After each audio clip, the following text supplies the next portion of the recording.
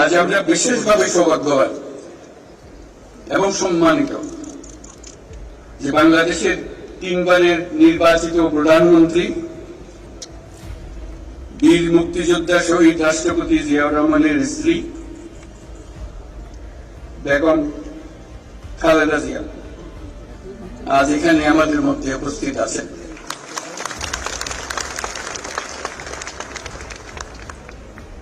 এক যুগ ধরে তিনি এই মহাসম্মেলনে অংশগ্রহণ করার সুযোগ পান নাই, আজকে সুযোগ পেয়েছেন। আমরা সবাই আনন্দিত এবং গর্বিত যে আমরা এই সুযোগ দিতে পেরেছি আপনাকে।